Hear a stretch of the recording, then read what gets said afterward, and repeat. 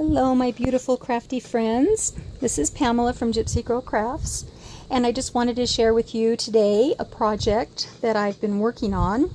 Been working on a lot of journals for an upcoming event where I'm going to be selling a bunch of things. Hopefully one day I'll open an Etsy shop if anybody's interested, but for right now I just have a bunch of other projects going. So anyway, I made these journals. They are very similar on the outside and very similar on the inside with just a few exceptions. So I'll just go through one of them.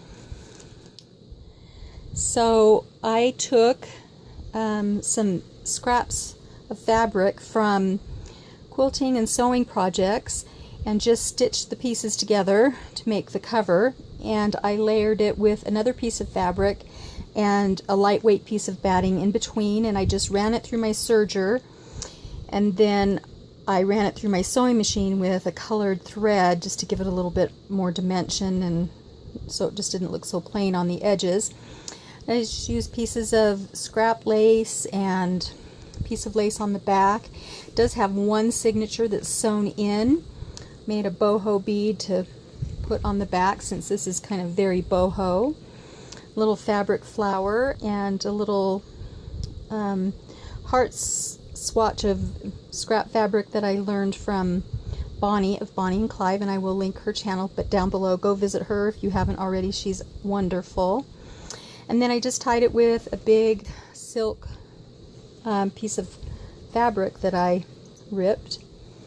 And then inside it's got lots of, oh, here's some beads that I hung on the bottom. You can probably just barely see those. Anyway, it's got a vintage lace pocket that runs all the way across from the front to the back, and I just filled it with tags and lots of places to write and little sentiments. Love this one. All my life my heart has sought a thing I cannot name.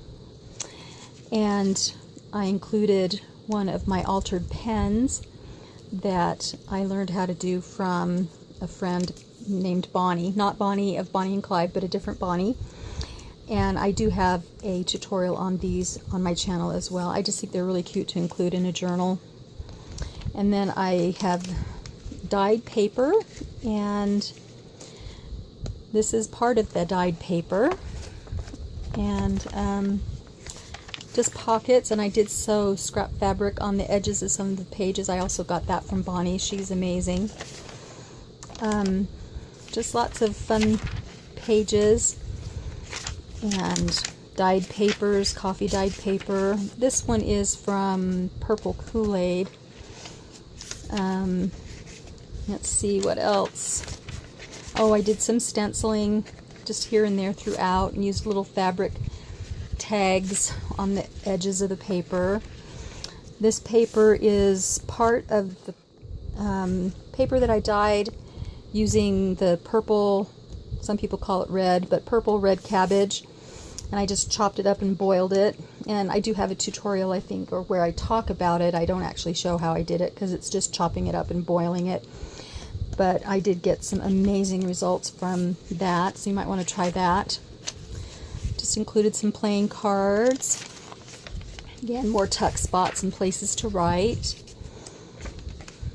This has a pocket that I included just a big piece of paper that folds out. And if you're wondering how I got these dots, there is this tray. You get 2 for $1 at the Dollar Tree.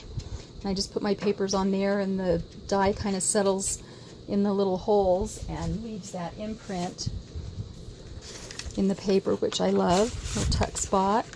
This is more of the cabbage dyed paper. I really, really love this. This is my favorite dyeing medium, I think, because you just get such great results in so many different colors.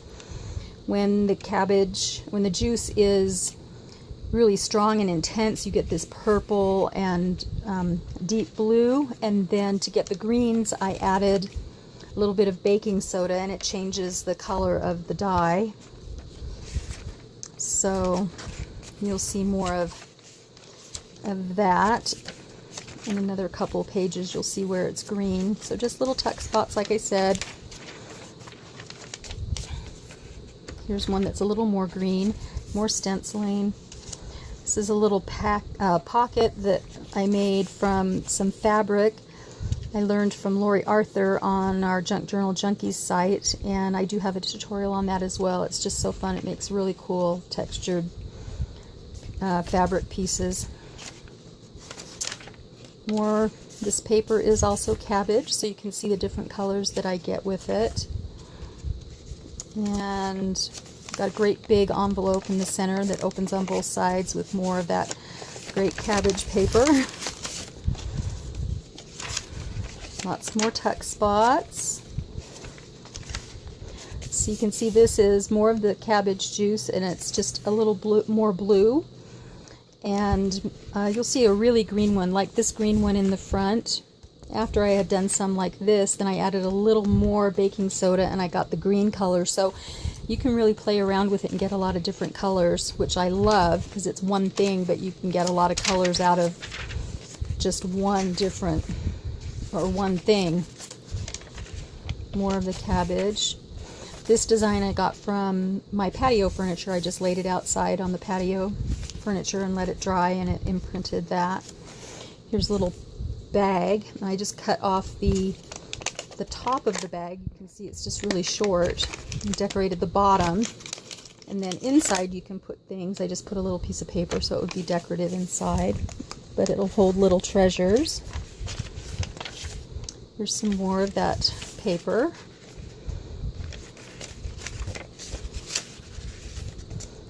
Again, cabbage. Like I said, I think it's my favorite. I'm going to probably be using that a lot. There's another one. It's a little blue-green. I can't remember how many pages are in here exactly. I think it's right around 100, so it's a good size. And here is an image that I printed off the internet, and I had put new ink in my printer, and I didn't have a paper handy because I had the papers I was going to use specifically for something because they were coffee dyed. So I just grabbed this, and it happened to be a piece of interfacing, and so I can't actually iron it on anything because then it would be the reverse pattern, but it is paper on the back side, so I just left it as is because I think it's kind of a cool piece of paper to include in the journal. And a few more pages, more stenciling,